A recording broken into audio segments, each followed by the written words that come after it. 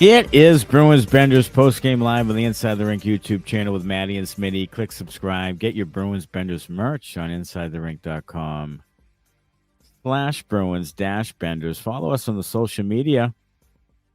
The Boston Bruins lose again tonight, this time 6-2 to the Winnipeg Jets. They've lost 2 games to the Jets this season by a combined 14-3. Yeah. And the Bruins come back to tie this one early in the third, but then give up a couple of goals, lickety-split.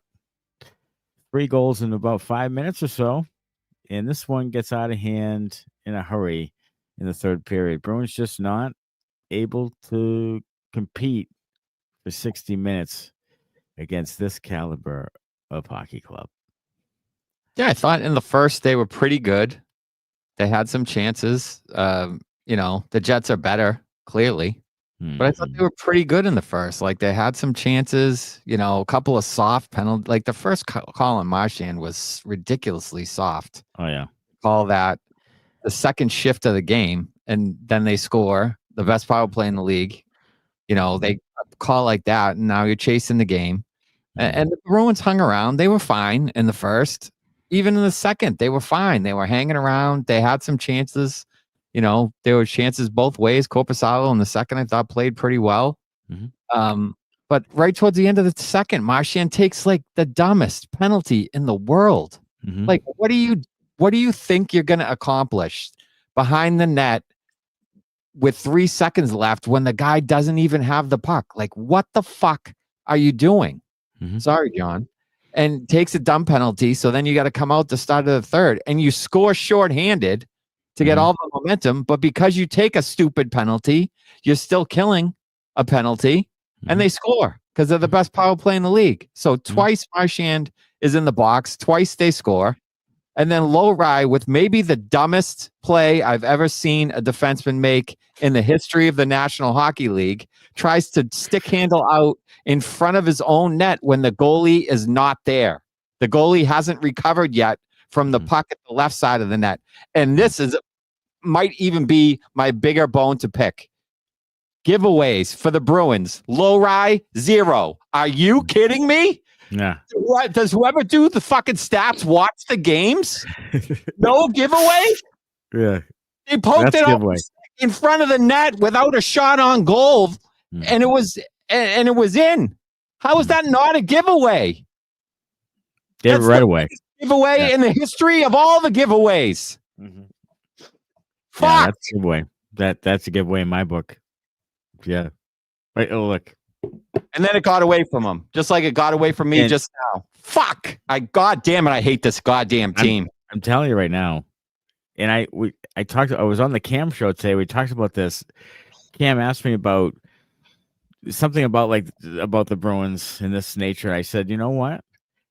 In game, they have no resilience. Like, the games get away from them. Like no other Bruins team I've seen. The game turns into mush, like more so than any other Bruins team I can imagine. And another one tonight, 6-2 in a hurry. Yeah, I have a theory on why that is, and you tell me if I'm wrong or right. Okay. Yeah. They get down, whether it's bad play or unlucky bounces or they can't kill a penalty or whatever the case may be. They get down by a couple, and then it gets into the third period, and they know they can't come back. They're resigned. They know they're like this. We can't score. They know they can't score, and they just give up. They just give up. I think that's totally viable. Maybe not everybody. Maybe not everybody, but 75% of the team is like, not coming back, cashed. And they start getting out of position because they're trying to do too much, and then then they're running around. They're trying to hit guys or try to prove that they're still engaged when it makes it worse. So yeah, there's is there any play that's a microcosm of the horseshit signing that Elias Lindholm was in the last play of the game when up at the blue line he muffs the puck and just the puck goes the other way and then tries to recover, and the guy just taps it ahead and into the net. Is that any? I mean, that is just fitting of what a horse shit signing that was. Yeah, so there's that play, but I think there's a few other ones tonight that you could point to as well. So one, he has the shorthanded goal, an absolute missile, top right corner for a goal. Then you think maybe he'd be feeling it at that point, right? Maybe he's feeling it. Yeah. So back on his stick with the power play, and he tries when Hellebuck is down, he's on his forehand. So all he has to do is a little saucer pass into the top right corner of the net, and he's got the Bruins a lead. Or ties at 3-3. I don't know. I don't remember the fucking score at that point. But tries to pass backwards against the grain to no one. Then with the extra attacker, a shot comes out to him standing in front of the net without the goalie in the cage, and he passes it to his left to Morgan Geekie into his feet. No goal. What are we doing? What are we doing? No idea, sir. No idea. You want to know why you have 44 points, Elias, last year? That's the reason. Because when you're staring at the open goal mouth, you pass it to someone else. How many times did he pass it into the feet of Matthew Tkachuk when he had 80 points? How many times? How many times did that happen? I just tonight, just like I said the other night, when it's 3-0 Jets in the first, I mean the chant's going to start coming out. Well, lo and behold, the Jets come out. It's 2-0, and then there's an offsides. Thank God. Yep. And then it's 2-0 again. Yeah, because I give up the second goal again. And then Marchand gets that big time snipe, and you say, okay, just kind of settle in here. Just kind of settle in, get the equalizer. Yep. And they do in the third. They get the equalizer, and you're like, okay, like this is one of those games, like we said, that they're going to steal or they're going to find a way to get a point out of or two. And then, it just becomes, like you said, a horrific penalty. And then, they gave up, 5 power play goals to the Jets in 2 games. 5 power play goals to the Winnipeg Jets in 2 games. So, hey, honest to God, this is exactly what I thought would happen tonight against the Jets. And here we are. A 6-2 loss to the Winnipeg Jets. Running out of games. You have 29 to go. You still have still have more games than some teams that are behind you or ahead of you or what have you. Running out of opportunities to get points. And you're looking at, at Rangers, Wild at home, Rangers at home, Vegas at home. I mean, you're looking at, like you said, 1-4-0 or if they're lucky, 5-0 or if they're lucky right now. Senators won tonight, 5-4 over the Capitals. Okay, and the Lightning beat the Kings 3-0. So there you go. There you go. Double fist, double Freedom Rockets. Yeah, Montreal lost to Minnesota, so they stay behind you. But Ottawa wins and Tampa Bay wins. So, you mean Minnesota? That's 19-5-3 on the road. Minnesota? Okay. Yeah, great. That's coming in here in a couple days. Yeah. I look. I don't know what else to really say. The team just isn't talented enough, and when they don't play the way they need to play, it doesn't matter if McAvoy's back or this guy's back or whatever. For much of the season, until Hampus Lindholm got hurt, they were largely healthy. Like they had remarkably healthy. And then all of a sudden, Hampus Lindholm gets hurt, fine. But they still are relatively healthy for a large portion. They just, when they're even full strength, they just aren't good enough. There's just not enough there, and there's still I don't know what the hell they're doing.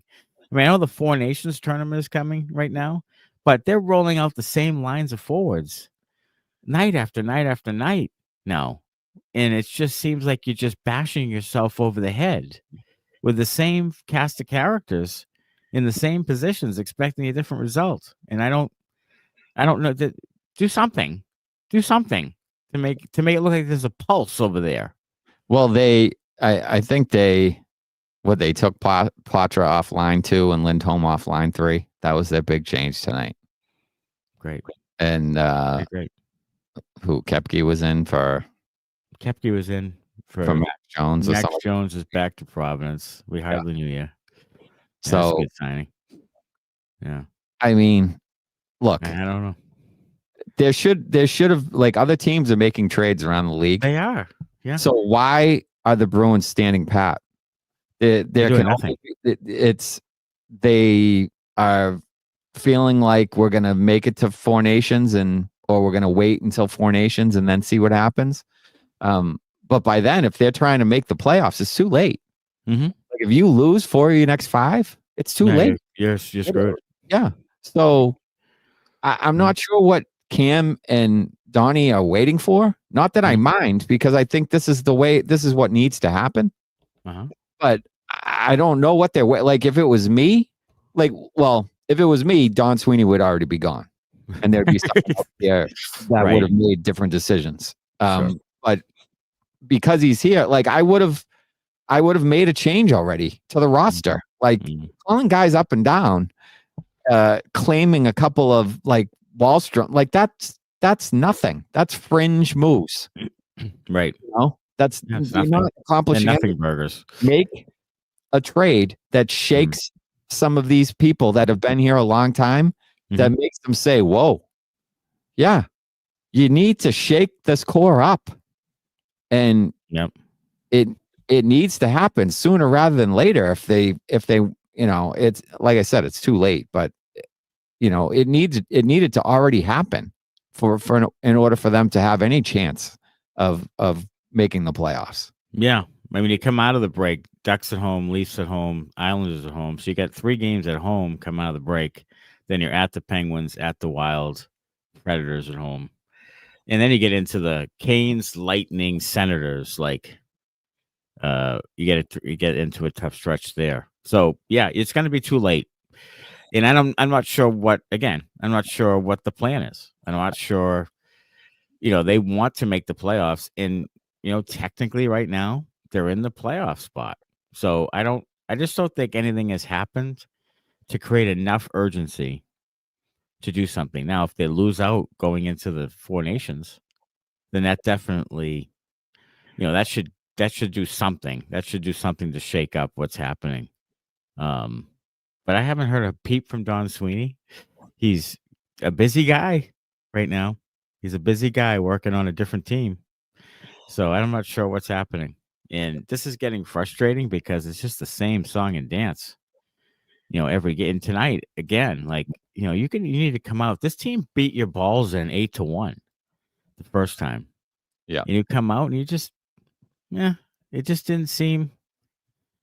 There's just not a lot of life there. And that's what really strikes me, is it just seems to be not a lot of, just reaction to what needs to be done. Like, there's just not a lot of urgency.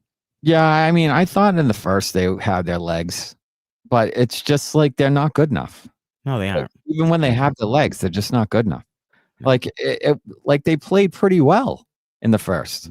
But I think they know they're not good enough, like you said. Yeah, Winnipeg's better than them. Like, they tried in the first period. They played pretty well. Yeah, I don't think effort's a big issue for the long haul. I just don't think it is. What? I don't think effort's a big. I don't think effort's their biggest problem. I think they play hard for the most part. I think they do. I just think they are good enough. I mean, I would agree with that. I don't think they execute very well. I don't think their hockey IQ is particularly good. No, and they don't have enough talent. So it's like every pass is a challenge. Every receiving isn't it ever though? Challenge. Like trying to find the puck in the slot is a challenge. Like, it seems like you watch other teams pass the puck around the offensive zone, And it's like, they move and it's like tic-tac-toe, or they move and then it's a slot chance. When do the Bruins get like high slot chances? Everybody just goes and stands still somewhere. They do. It's like you're not going to play in the offensive Right. zone if you're just standing there. And like they try to just go and stand in front of the net. That's not what you do. You get there with timing, or you move around some so That's that why I just don't seem like there's any type of plan. it's watching a bunch of idiots try to make chocolate milk or something with. They never play. They've never looked. They've never looked cohesive. They never looked cohesive offensively all season long. Tonight the Jets are rimming it around to a guy who's on the other half wall, ready for the puck. That's the plan, and it was working to perfection. They were possessing the puck, and the guy was getting in on the half wall on the other side, and then they were able to start to try to make a play from there. The Bruins seem to rim it around or go around the net, and I'm not sure what the purpose is. Like what their purpose? They don't seem to be doing purposeful things. No, their puck management is awful. Like you watch them even trying to get pucks deep, like they can't even do that consistently. Yeah, it's like you hit a guy's shin pads at the defensive blue line, or you don't get enough wood on it, or you shoot it like a stride or two before the red line, so it's an icing. Like they just do dumb shit all the time, and it's over and over and over again. So you need different players. And like all the people like hold on to Brazeau and hold on to this guy and hold on to that. Like, no, you need different players. You need better players. You do. And it's the bottom of the fucking draft, the bottom of the league, and get some new, better picks. Get some depth in your system.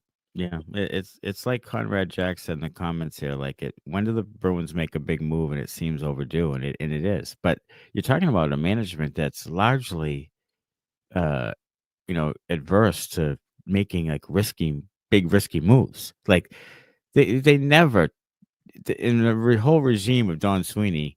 You remember a guy from the core that they've traded mid-season? Never. Like they go with the core guys and they add a piece. And that's it. They don't trade guys off the roster, especially in a playoff push, ever. And other teams are like the Hurricanes. Traded one of their best players. Yeah, Colorado. The Avalanche traded their second best player. Third best player. Third best, whatever. Yeah. There you go. I mean, that would be like the Bruins trading Marchand or McAvoy. Sure. Yeah. That's exactly what it is. Yeah. And they get, some people argue, better after the trade. They trade Natchez. Carolina trades Natchez, and they get Ranton and Hall. The Bruins have their thumb squarely in their rectum right now. And there's no end in sight. Like the thumb is in a hood of darkness. Well, like I was telling you before, like the Bruins don't have a Natchez to trade for a Rantanen or a Rantanen to trade for a Natchez. So they don't have enough assets. No, they don't have anybody of that ilk to be able to complete a trade like Fred Frederick's not going to get you Mikko Rantanen in return. No. Ever. All right, comment C2 Paint. When to lose. Please show up tonight. You overpaid slugs. Make me eat my words. Well, as Smitty said, they may have shown up tonight in the beginning of the game or whatever, but they just aren't good enough. Yeah. And that's showing up. At least they did show up, because they've had some false starts. They've had some not starting on time. Oh, he wasn't talking about us? No, please show up to. Yeah, we showed up. Here we are. We showed up. Here we are. Game, whatever the fuck this is. We aren't overpaid, though. We're 53 times. We're drastically underpaid, is what we are. Oh my goodness. Yeah, we're not overpaid slugs. We're slugs. Yeah, definitely. We're not overpaid. Yeah. Refs give the Jets all they need. Yeah, a couple softies. I mean, the slash. Yeah, was rough. And look, and Pastrnak, not long after Marchand, cross-checked I don't know who the defenseman was, D'Angelo or Pionk or whoever the fuck it was. You know, Pastrnak gets cross-checked right at the blue line in almost the exact same spot, no call. Yeah, no call. And then later in the game, he gets punched in the face by somebody in front of the referee. In front of the ref. Right in front of the referee. Camera angle right over the ref's shoulder, no call, nothing. Yeah. So, I mean, I don't know.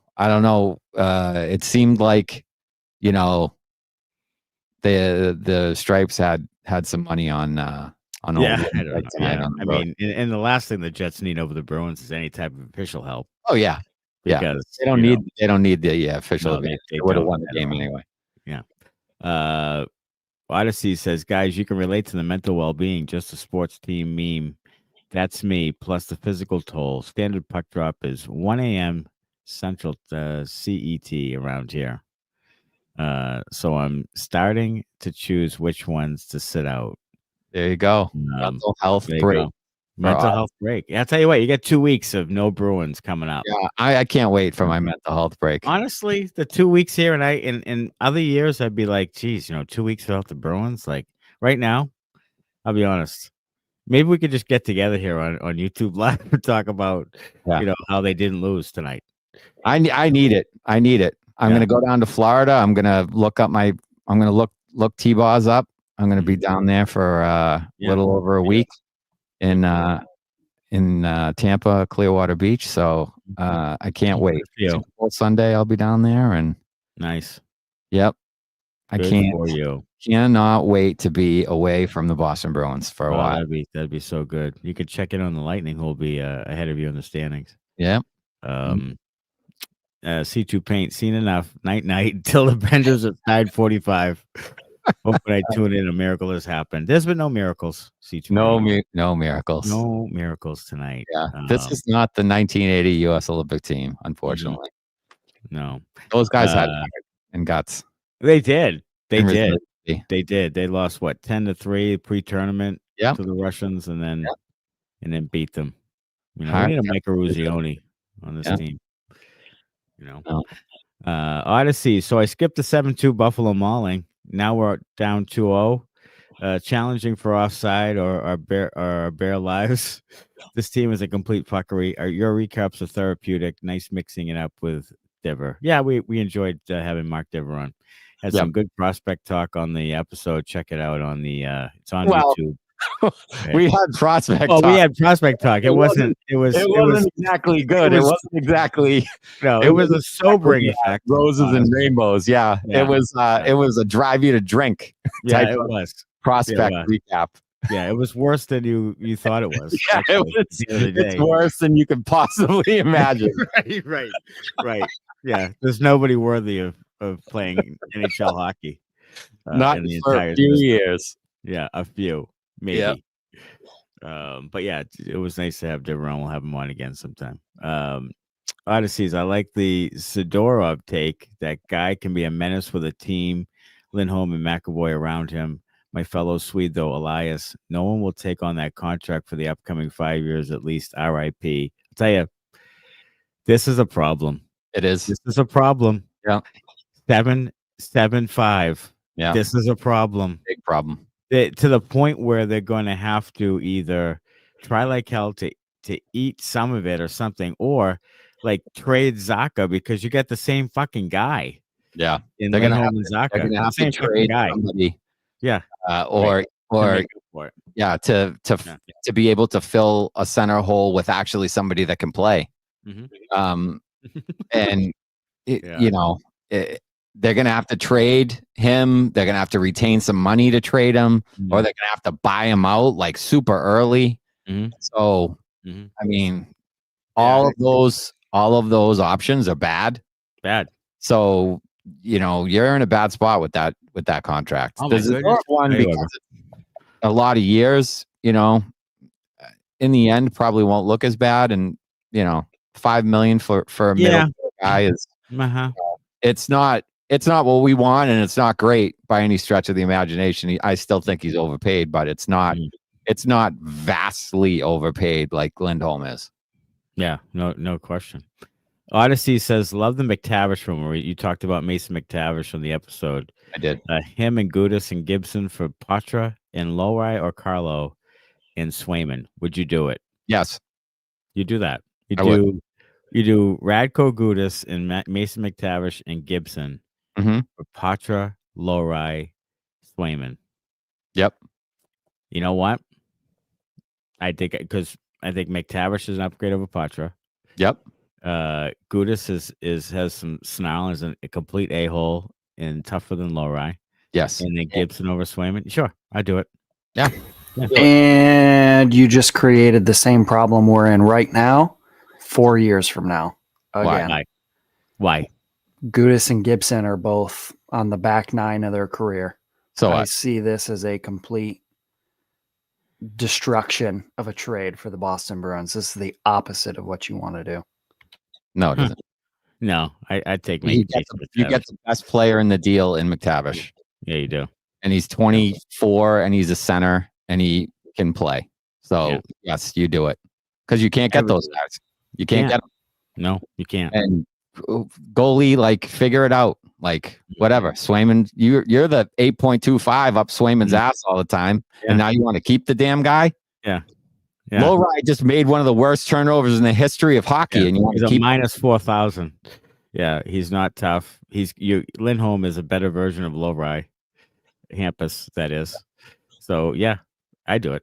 I would too, because you get McTavish, and he's the gem of the trade. Yeah, I would do it. Yeah, what the fuck? I would do it. Yeah, rail on Radko. How about this? Gudas Zadorov pairing. Yeah, Goonville, USA. Oh, assholery to the 100th. Oh my god, douchebaggery. Assholery squared. Yes. Douchebags times 2. Let's do it. Hey, if we're not going to be that good, let's fucking make a mockery of it. Yeah, let's. I'll cheese this thing. Like, let's give me something to watch. Yeah, if you want to see a slash, I'll show you a fucking slash. Like, let's spear some people in the nuts. Let's get after it. Like, let's at least make it entertaining, for fuck's sake. I mean, crying out loud. My God. Watching these guys go out there with the fucking limp dicks, like, not doing anything. It's intent to injure. You know what I mean? Yeah. Give me intent to injures. Give me something. Yeah. Odyssey says, what about the consultant role of Zdeno Chara? Felger and Maz are the only ones reporting on it the last 2 days. Future GM, your takes. Here's what I think the take is. And I told Cam Stewart this today. I think the Chara thing is kind of an ode to repair a little bit of damage in the relationship. Myself. Yeah, I think that's probably what it is. I don't think Zdeno Chara is going to be the GM of this organization or any other. No. I mean, I don't think. Look, I think he's probably smarter than Don Sweeney. So if he wants to do it, because he's a guy who built the culture from the beginning. Yeah, give him the job. I don't care. Give him the job. I would rather give it to him. I would rather have anyone else do it at this point. Mm-hmm. Just as long as they're not affiliated with the Bruins. I don't give a shit who it is. Anybody not affiliated with the Bruins. Yeah. That's someone from the outside. The only time they won the cup in our lifetime is when someone from outside the organization was the general manager. That's what I'm saying. The time they won. Give me somebody from outside. It could be you. It could be me. It could be anyone. I don't care. The two of us together. LeBron James. I don't care. Anyone outside the organization. The two of us together, we already work for nothing. Like we'll do it for nothing, Charlie. Yeah. We'll do it. We'll absolutely do it. Yeah. I'll tell you what, it'll be entertaining if it's not anything else. Yeah, I mean the press conferences would be much watched. Oh my God, just the two of us in the press conference. What do you got? What do you got, Ty? Yeah. Well, tonight it looked like it didn't start on time. Yeah, we sucked. We'd be Tortorella point. Oh yeah, I would have to. You know what? They would have to give me a salary to cover my fines because I would be motherfucking people, and they would be like, "Sir, Smitty, you can't say that. You can't say that. You can't say that." Oh, I just did. Yeah. Fuck you. As Odyssey says, "Are you outscoring your mistakes?" Is really the question at the end of the day. Says Cameron Michael Neely. And yes, that is a question, Cam. Are you outscoring your mistakes? I'm going to say Mason Lohrei is not outscoring his mistakes. He's not outscoring his mistakes. Nope. I mean, what are they, minus 29 now or something? What are they now? Yeah, they were minus 25 going in, right? No, minus 29. Yep. Yeah, good. Adrian, oh boy. Jets' fourth and fifth goals came so fast. What's a stronger word than collapse? Utter disintegration. That's a good one, Adrian. Yeah, that fits. That's a good one. Stick that in your Bloody Mary and smoke it. Yeah. That's yeah. I don't know what to tell you. Yeah, I mean, this team in these types of games this year, when they lose, they get destroyed. That's why the goal differential is so bad. They get routed, especially by good teams. This is really the kind of the first one I can think of. I'm sure there's been another one, but at home this year where it got away from them. But typically it's on the road because they're bad on the road. But this was the 14th time this season the Bruins have allowed at least 5 goals in a game. Yeah, 14. They did 13 all year last year. 13 all of last year. Yeah. And then Joe Sacco tonight says, for 41 minutes, I thought we played okay. Yeah. Well, is that like the Dan Duquette, for half the season we were in first place or whatever? More games in first place. More games in first place than anybody else. Yes. Yeah. Well, you finished fucking 10 back. So, right. Where you finish, not where you start, Daniel. Yeah. So, I mean, look, I would agree with Sacco. I think they were pretty good for 41 minutes. The Jets were too, though. Oh, yeah. And then they stayed good, and you fell off a cliff. Yeah. Into a deep abyss. Yeah. Brad Marchand, it seems like every mistake we make, it's costing us. Brad, the team makes too many. Like, it's not every mistake that costs you. It's the fact that there's such a volume of them that you're going to get bitten by it. It's not like you made a couple mistakes and Jesus, I mean, wow, puck luck was just not on our side. No, it's a snowball of fucking tomfoolery that turns into 6-2 against good teams. Yeah, that's a great point by you. A great point. Like, they don't make 3 mistakes and 2 of them end up in the net. They make 30 mistakes. They do. And 6 of them end up in the net. That's what it is. That's what it is. Yeah. I mean, you just look at the giveaways up and down the defense, and I still can't believe they didn't credit more. Yeah. Everything's times 3. Go ahead. I'm gonna lose my fucking mind on that. Like, it's a terrible stat. It really is. It really is. And I don't know what the parameters are, but it is. But again, your giveaways tonight by your defense: 4 for Carlo, 2 for McAvoy, 2 for Peak, 2 for Wotherspoon, none for Zadorov, and none for Lowry. No giveaways from Mason Lowry. Poitras had 3 giveaways to lead the forwards. Marchand had 1, Elias, Lindholm, Frederick, and Beecher. Frederick played tonight? Jesus Christ. We're back into Frederick. Was Frederick still in the team mode? Geeky -3, Pastrnak -3, Zacha -2. Those guys, the last 2 games combined, are like, they were dash 3s and 4s in the last game too. So the last 2 games had a bunch of those. They've been not very good. Well, Marchand's playing with a center right now who can't play. Like, Marchand is playing with fucking. He can't play. Not Marchand. That wasn't Marchand. That was Zacha, Geeky, and Zacha, Geeky, and Pastrnak. Yeah, I mean, Marchand's had some -3s and -4s. Oh yeah, he sure has. Yeah, he really has. He's been, not very good for quite a while now. For stretches, and I think you're seeing some frustration. In some of the things he's doing. Like tonight, he was kind of trying to mix it up and trying to. I think he's at a point where he's kind of at the end. Like, he knows. Like, look at these guys know. Like, he knows this team isn't good enough.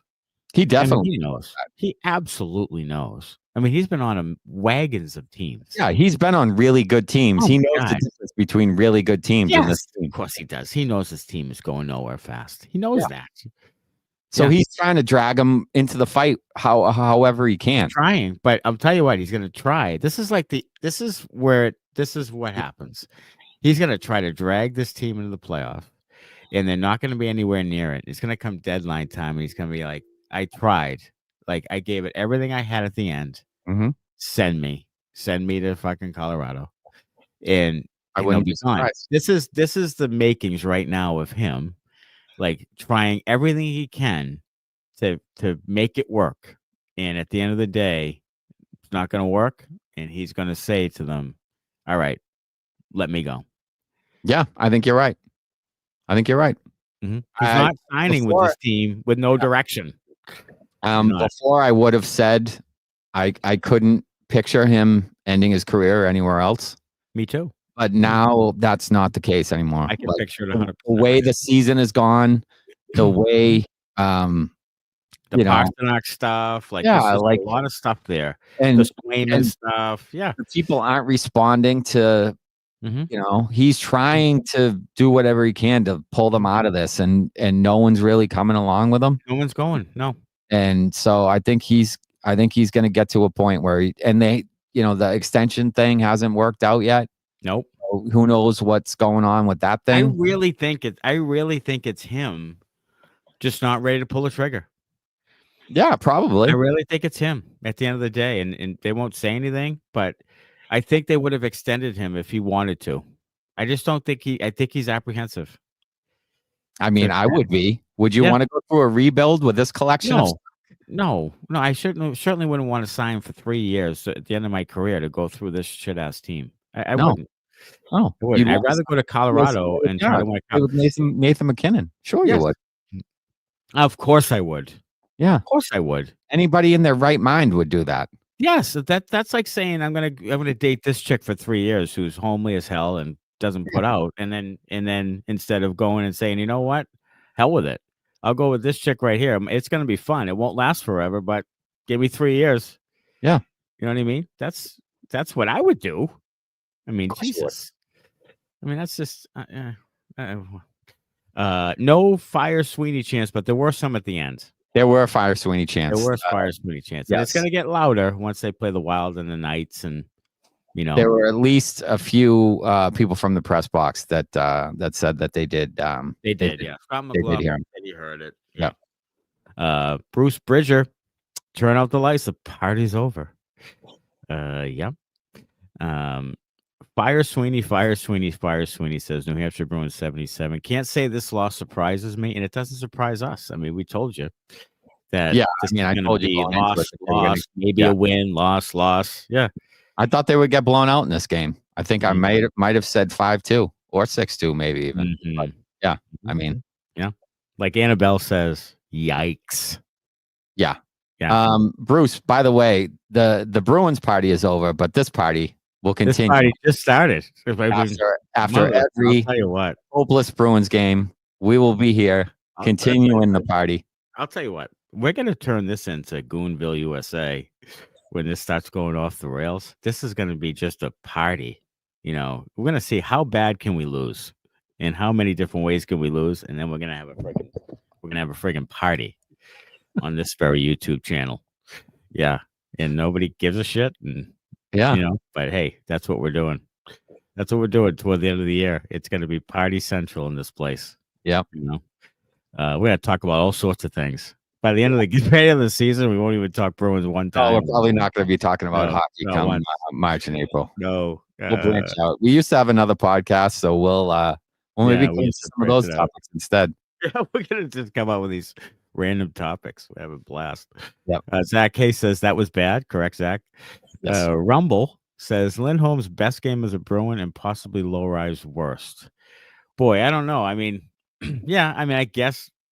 I mean, Lindholm. Sure, I guess. I mean, I just think that contract is just an albatross, and it's going to continue to be. He's 30 years old. Like, it's not like he's 26, 27, and you sign him in his prime. Like, that thing is going to get worse. He had a goal and assist, -1, 1 shot on net, 1 shot missed, 2 hits, a takeaway, and a giveaway, 22 shifts, 18-21 time on ice, just over 2 minutes on the power play, 232 shorthanded, 5 wins, 5 losses on the draw. Yeah, I mean, he's fine. Yeah, I mean, the shot was a snipe. That was. It was great, but we need more of that. Yeah, I mean, 1 shot. That was his 1 shot all game. Then you mentioned his playmaking ability. Yeah, and a yawning net. Just dishing pucks all over the place when he probably should have had a hat trick. Yeah. Fox Guy 67. I've been watching the Bruins since the late 70s. I thought Mark Potvin was the worst of all time. I think Lowry has surpassed him. How that guy is an NHL defenseman, I'll never understand. Well, I'll tell you, he's not great defensively.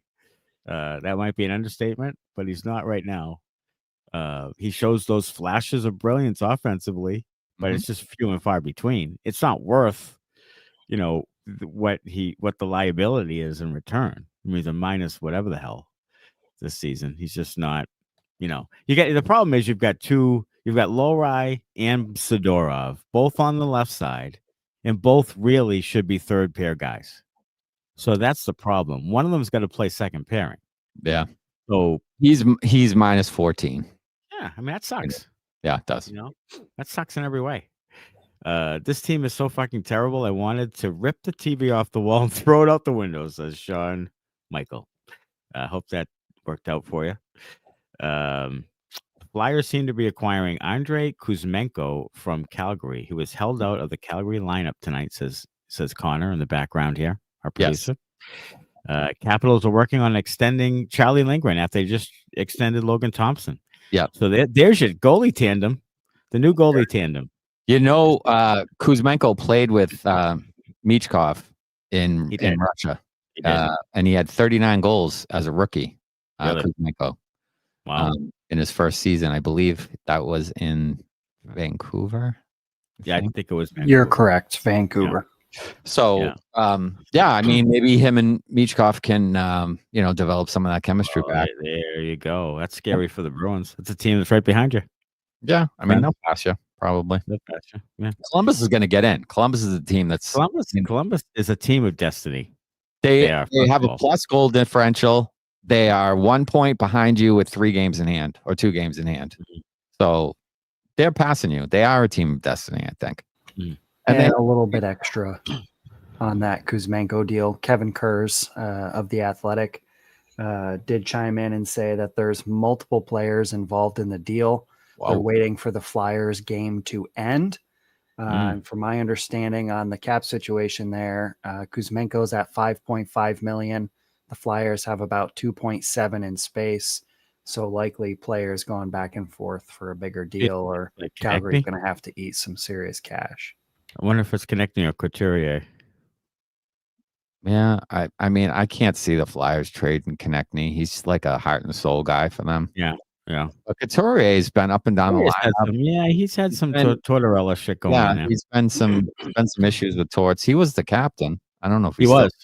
He was. I don't know if he still is. Yeah. So, I mean, potential there. Sure. But that's the type of guy like the Bruins need to try to get is like a Kuzmenko, because that's the type of guy, because you don't have any prospects. No. And you really don't have many assets. Like you need like in the same lines as McTavish. Like you need that to go try to get that type of guy, because you're in that.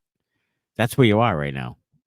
That's what, if I'm the Bruins, that's what I'd be looking at. I'd be looking at like a mid-20s center that maybe hasn't lived up to their absolute potential, and you see if you can shop some of your veteran guys or Freddie or picks or whatever it is to try to grab one of those guys and maybe hit the lottery with it. Yeah. All right. That's where you are right now. Yeah. As Cam Berger says, despite what the standings say, I think the Bruins may actually be close to the worst team in the NHL. I think so. I mean, they are. They're closer to worse than first. If you go by goal differential, they are one of the worst teams. Yeah. They're second to worst in the Eastern Conference, behind the Penguins. Neely and/or Sweeney need to give Bruins fans at least a 15-minute presser taking questions on the current state and future of this team, Cab says. And I agree with it. We talked about it on the episode. Like there's this kind of crickets. Neely said something a couple weeks ago about the young people at a gala somewhere, like in the parking lot. Yeah. But other than that, like there's no real like Sweeney this is what, we talked about it on the episode. Like other teams show up on sports radio shows and things, and they put representatives there to talk. They don't say much, but at least they're there to talk, and at least they're asked the question to see how they are affected by the question. I mean, something. Yeah. And Sweeney and Neely used to do the Sports Hub. He doesn't do it anymore because he used to get into it with Felger. Yeah. And Sweeney, is no way in hell is Harvard lawyer Sweeney gonna put himself in any type of situation like that. So that's where you get that. Like, you just don't. That makes it worse to me. That it just makes it look like you're hiding something. Or you're not being transparent. Yeah, there's no accountability there. And by the way, right now the Bruins have the fourth worst goal differential in the league. Hey, that's something to celebrate. Get out your sips. Pittsburgh is worse. San Jose is worse. And who's the other one? I saw it. Chicago. Yeah. Well, there you go. There's the bottom feeders, Cam. So you were right. They're right there, closer to there than they are to the top. Because the top is like teams like Winnipeg, who just stomped your ass. Yeah. Lowry was abysmal tonight, says Zach Haste. Let's see. Mentally soft team, says Zach.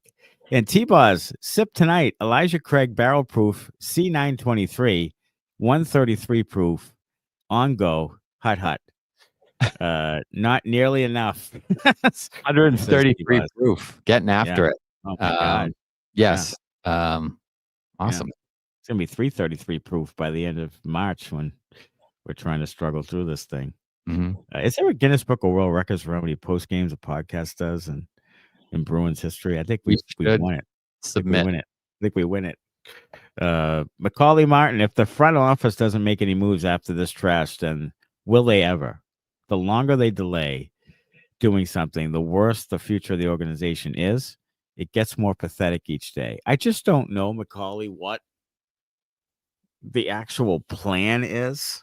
Like, anybody else, like all of us here, and we've talked about this ad nauseum.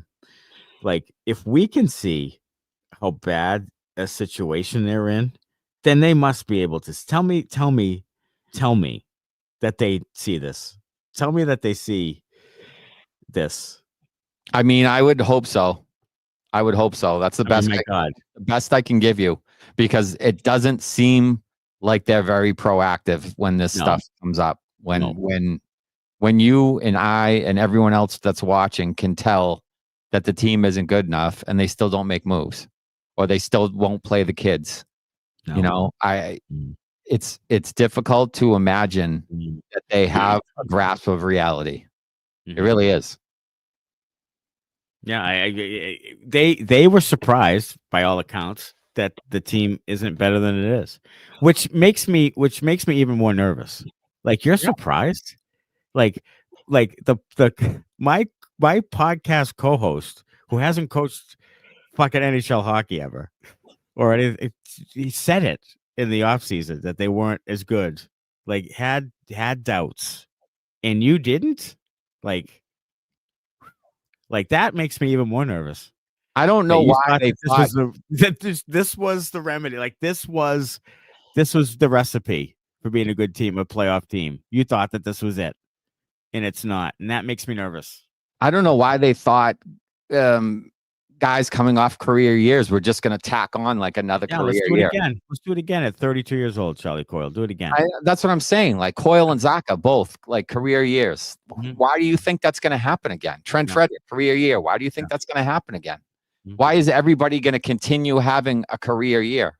Like, some of these guys are in their early to mid 30s. They're not going to just keep getting better at that age. That's not what happens. So how do they not see that? How do they not realize that? How do they not know that that's how career tracks go in the NHL? It's a young man's game. It's 23 to 28, 29. The Brad Marchands are an aberration. That's not how it usually works. You don't get guys into your mid 30s still producing at an extremely high level like he has.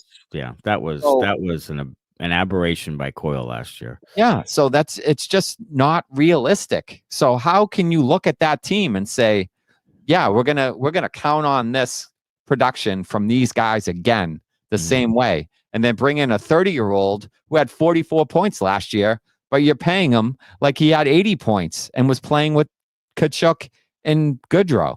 Mm-hmm. Like, I just don't understand the Elias Lindholm thing at all. I don't get it at all. Like, I know you needed to win faceoffs, but fuck, Johnny Beecher can win faceoffs. Like, put him out there to win a faceoff and then skate his ass to the bench. Like, you didn't need to pay $8 million for fucking faceoffs. I question whether they watch other teams' players. Like, you saw Elias Lindholm in Vancouver and said, "Yeah, let's give that guy the moon." Like, that's the guy, the top center that we really need. Like, I swear to God, they don't watch other games. You saw it from your couch. Yeah. Well, yeah. I mean, I do watch a lot of games. I watch more games than they do. Like, I really feel like they watched Elias Lindholm just like they watched Matt Bolesky in the playoffs have good playoffs. Yeah. And then we're like, we need to get these guys. Zadorov was the same way. He had a great playoff too. Yeah. We need to get these guys. And then it's like, that's what they do. That's when when you're watching. Yeah. That's the playoffs. That's the worst reason to get a guy. It sure is. It's the worst reason to get a guy. And they thought he was Bergeron 2.0, that he'd come here and with their culture and everything, that he would blossom into more of a Bergeron type player, which is a farce. He's 30 years old. Like, he has gone down the last few years. Like, he's going the opposite way. And you outbid yourself. I mean, did anybody else even consider giving him anything like that for either one of those guys? Like, I never heard a peep from any other team. No. That they were going to give anything close to that to either one of those two guys. But you had to trip over yourself to go do it. It's just, that's how your organization becomes absolutely a trash bin. That's how it happens. It's just mind-blowing. You hated the signing before it happened. It's just, you told us. I did. I hated it. I wanted them to go after Gensel or somebody else that could score goals. Like, I wanted them to throw the bag at Gensel, and at least you have Gensel and Pastrnak on the wings, and then Zacha, throw Zacha in there, and by existing, he would have more points. Because those other two guys would put it in the net. Yeah, I mean, Getzel's is more of a shoot first guy. So, like, put that guy on a line, with somebody who's going to pass the puck every damn time. Yeah, like Elias. So, I feel, and I'm repeating myself over and over again, but they just need more talent. And like, you paid $8 million, but you didn't bring any talent in. Like, you didn't get any talent. He's not a difference maker in the games. You barely notice him most of the time. Yeah. He didn't show up in this game at all until he scored. Like, you were like, where's Elias Lindholm tonight? Yeah. Until he scored. Then he scored. And then you notice him twice more when he has wide open nets and he doesn't shoot the puck. He has two shots. One that went in a seed and another one that missed the net. And then two other times where he should have shot it, he passes. Mm-hmm. There's several games where I forget he's on the team. Yeah. Of course, I don't even hear his name. And he's not even, he was 50% on draws tonight. Like, he's not even winning faceoffs all the time. Yeah. You're going to pay $8 million. You might as well get a guy who's 70% on the draws. I know. Michigan Mike, the sip tonight is E.H. Taylor. He thinks the Bruins, the game plan should just be to play for a shootout. Let's see what happens. Might be on to something. Ottawa won. Fucking Bruins. I pay $125 to have the NHL package. Why? Says Ken Brewer. I got rid of Nesson. I'm not paying $30 to that cockamamie organization where my Nesson app skips to where I get a fucking seizure every game. I'm done. I don't. Go fuck yourself. I don't need it. Sorry. It's just stupid. Yeah. Sorry, John. It's fine. John Henry. Sorry, John Henry. John Henry's not getting any more money out of me. Yeah. Hey, how about John Henry? That the rumors that he might be trying to buy the Celtics and possibly the Bruins, which I think is a farce. Yeah, there's no way this Jacobs would sell this team. I mean, it's an absolute cash cow. But $10 billion would probably get both of them. If anybody's up there. Yeah, if anybody has a couple bucks lying around in the sofa. Yeah. You know, Maybe and- T-Boz like doesn't drink a whiskey every once in a while and saves up some money. yeah. And If throws the T-Boz bag put at his bourbon, if T-Boz put his bourbon money towards he Yeah. could probably buy the Bruins. Yeah, if you just drank Maker's Mark and just settled with it, you know.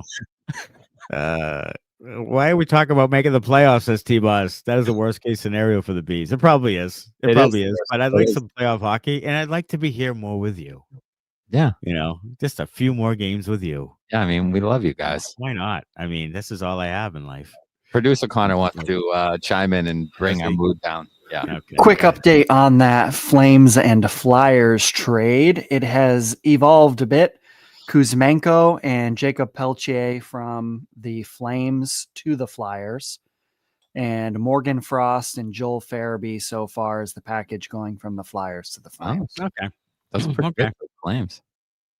Yeah, that's I like the both Flames. Frost and Farabee. So I'll tell you what, the Flames are kind of sneaky good. So, you know, maybe they make a little push. they struggle scoring goals too. They do, just like the Bruins. Yeah. But they somehow win games because they don't implode. Because they actually play defense. Yeah, they play a little bit of defense.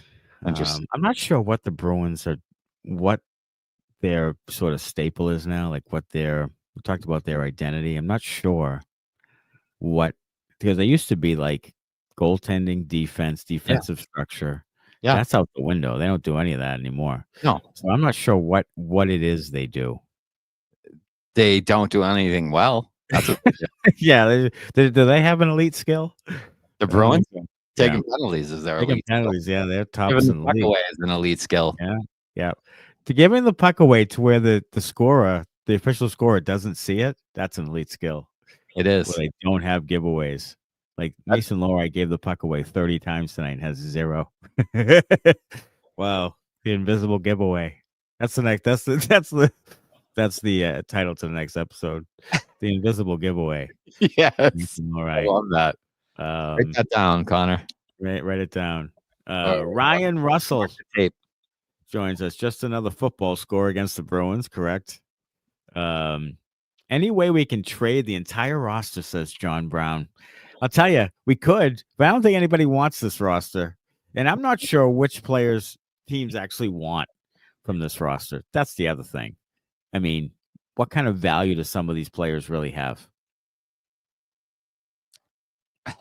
That wasn't rhetorical. Yeah. So you're really asking that? I don't know. Yeah. I mean, outside of, I mean, I think people obviously would want Pastrnak. I think people would want McAvoy. I think people would want, probably want Carlo. I think they would probably want, there's some teams out there that probably want Marchand. Outside of that, I don't know if you're getting much for anyone. No. Swayman maybe, but the goalie market's weird, and now he's one of the highest paid guys, and he's not playing like it. No, he's not. So He's not. I don't know. It's going to be interesting to see if they do end up starting to sell and trying to sell pieces off, what the returns will be and who gets shipped out. Because I don't think it's going to be as good as we think it is. Yeah. So I think that, just like everything else, is going to be a disappointment. Yes, I agree. I totally agree. And it's a valid point. Christy DeLisi says, how do y'all feel about McAvoy being named an alternate captain for the Four Nations? I found that interesting. We're ready to rip the A right off his chest here. I think it's because it's in Boston, honestly. Yeah, I think so too. I think Boston is being used by the league right now to sell this cockamamie fracocta, dick in the pants tournament right now. Because I saw somebody post on X tonight asking if people were excited for the tournament. And there were like 50 something comments, and like 3 of them were like, I'm excited for the tournament. And everyone else was like, nope. Mike Milbury on the fucking Greg Hill show this morning, like, ripped the tournament. Yeah. He's like, this stupid tournament. It's like made up bullshit. It's stupid. I'm wondering what kind of hockey it's going to be. Like this thing's gonna friggin' absolutely just fucking collapse. This is gonna be horseshit on a stick. I'm wondering if it's going to be more like a glorified all-star game type of tournament. I guarantee you. Do you think teams are real? I think players are really going to go all out and risk, injuring themselves for this tournament? No, because it's not. You're not. You're playing for your country, but not like you're not. It's not an officially sanctioned international tournament, so you're not playing. It's not the World Championships. It's not the World Juniors. It's not the Olympics. It's none of those things. Mm-hmm. It's a make-believe NHL tournament so that they can sell jerseys and sell hot dogs and win and make more money. That's what it is. Mm. I think that's what it is. And I think the players are trying to talk it up like they really want to play in this. And I think it's all a scam. I really do. I don't think the players care either. I think it's going to be interesting to see what actually comes out of this thing. Yeah. What it actually ends up looking like in the end. Because I have a feeling it's just going to be like a glorified scrimmage. I really do. I think so too. I really do. Nat Pat says we need the Bruins to lose as many games as possible and miss the playoffs. We want them getting booed off the ice. That's what it will take to get Sweeney fired. Jacobs cares about the money. I think it's an excellent point. And I think that's the one thing when they started that fire Sweeney chant a couple weeks ago, I'm like, oh boy, like that might actually force their hand to do something. They can't have that thing. And then you heard like ticket prices are starting to go down like pre-game. And those are the things that will really force their hand. Yeah. I saw speak. I don't know if you was talking about Four Nations of the Bruins there about the ticket prices, but the Four Nations, somebody said that they were excited about the tournament until they looked to see what the ticket prices were, and then they were not excited after they saw what the ticket prices were. So, I mean, typical NHL, price it like you would price a Bruins game, which is an arm and a leg, and nobody wants to go. And Bruins tickets, by the way, are dropping like a stone. So if you want to go to TD Garden and buy a $5 beer and watch a horseshit product, you can get in there for like $50. Now you can go. Yeah, go sit in the loge now. Actually, go against the good teams. Yeah. Go see good players play. Go see the Vegas game on the 8th. Go watch Cassidy. Go watch Eichel. Go watch some other guys. Go watch the real hockey coach. Yeah. Ryan Hall says Don screwed up big time signing Elias Lindholm. A signing that you like that you expect to age poorly in the back end, but this one looks like it's a bust off the rip. And that's a valid point. Like we thought this was going to be bad, going forward. It's bad immediately. Yeah. And I know. I mean, I don't know. I mean, I have to go back and it's going to take forever. Connor, you're going to do this. You're going to go back to all the times Connor doesn't want to do it either. All the times we were right and we foreshadowed what was actually going to happen. Yeah. I'd love to see it. We should do that. You should do that for like a Christmas break episode of this. Yeah. Just pull it all. Like maybe the Four Nations break. We'll just throw it. The Four Nations break. This is what me and Tyler are going to do together. No. I'm going to be in Florida, so I'm. Oh, you cocksucker! You're going to just put together an episode of us just saying all these, very insightful, correct things. What's that thing that Colin Cowherd does where Colin was wrong and all that stuff? We're going to do where the Benders were right. Yeah, we're going to do that for because it's just uncanny, really. I mean, and we can see this shit, and we're not that smart. Like, this is not a pat on the back. This is showing you how dumbass stupid your Bruins organization is, that they can't see this shit. Like two guys who have no life but to do post games every fucking night, and we don't know a rip about it, but we could tell. So when we can tell, that your organization is at a loss. Yeah. I mean, really, we're drinking fucking bourbon, and I mean, we don't eat well. Like, I don't know what to tell you. We don't sleep at all. And we got it. Yeah, I figured it out pretty early on. Yeah, we did right away. Actually, before it happened. Honestly, Smitty said, don't sign Elias Lindholm for anything close to what we heard. And here we are. John Callahan.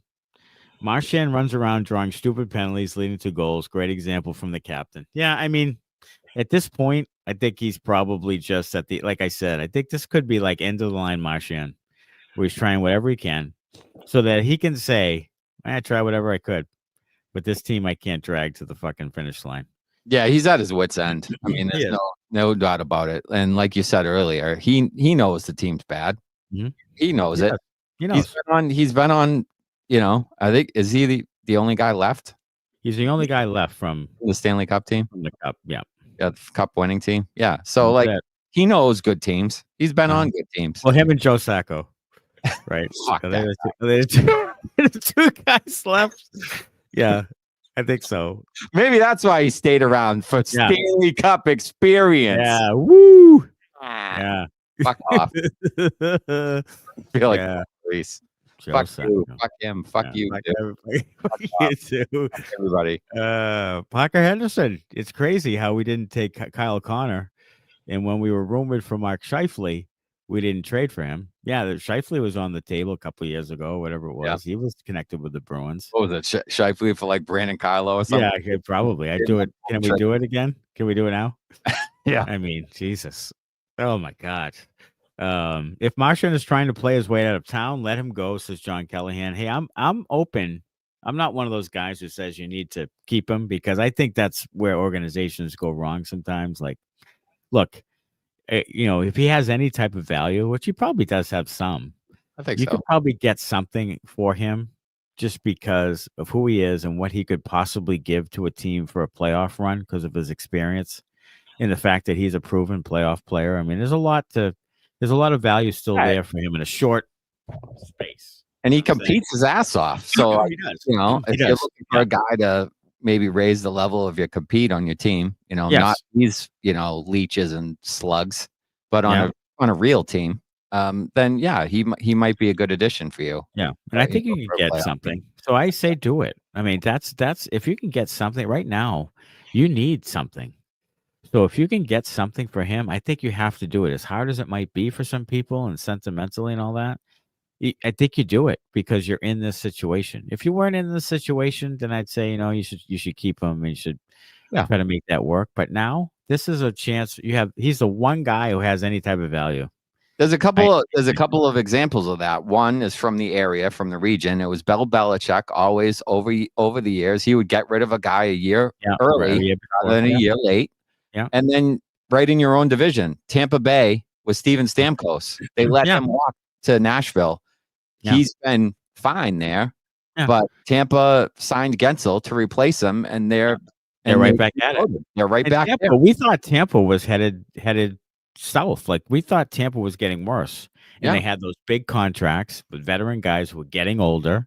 Yeah. And we thought that they were going to hit like a lull here where they were going to start to feel it. Well, that type of move right there is what keeps you relevant. It's what keeps you there. They did it. They moved out. They signed Sergachev to a big deal. They moved him out to Utah. Yep. They signed Stamkos to it, had a big or they didn't re-sign him and let him go. Mm-hmm. And were able to use the money for Gensel. And then they brought in some other guys that complemented their group. And, they're right back at it. Sometimes you have to make the hard decisions that you don't want to make. You do. And I think that's going to be the case with Marchand here coming up. Yeah. Limelight says, can they win the fucking puck when Lindholm wins the faceoff back? They just aren't fast enough to get the pucks. No, I've watched this. Like, I'm watching this intently now. There's so many pucks they can't get to. It's really hard to watch. Like, dump ins and faceoff wins, and they get beaten to the puck a lot. Yeah, when your defensive scheme in your zone is to pack it in and keep everything to the outside, you got to be able to win a race to the outside to get the puck if it rims around or if there's a shot that's missed, and they don't win those races anymore because they don't have enough team speed. So they just hemmed in their own zone because the other team can just maintain possession forever because you can't win a race to a puck. Right. And then if they do get there half the time or more than half the time, they lose the battle anyways. They do. They lose the battle a lot. They used to win battles quite a bit. I don't know if that speaks to compete level or just overall talent. Getting to the puck. I don't know what it speaks to, but they lose more battles than they used to. But they aren't as talented as they were. No, I think some of it's experience. I think some of it's probably strength. I think some of it's, body positioning and that kind of thing. Just guys not being good at it and maybe them targeting the wrong type of players. Yeah, I think that's true. I don't know what they target. That's the thing. Like it just. Or do they work on it? Is that something they work on in practice? I have no idea. I would assume they do. I used to see film of them working on those things back a couple of years ago. They used to show film of like them in practice where they were working on battle wins. And I don't know. Battle drills is a thing in hockey. Like my son did it every level for years and years and years. You have to. That's the whole possession of the puck game. You have to. If you're not working on it, I don't know because I'm not at practice. I mean, the game of hockey is more about 50-50 pucks than anything. Like, sure it is. There's more 50-50 opportunities than there are guys with the puck in the game.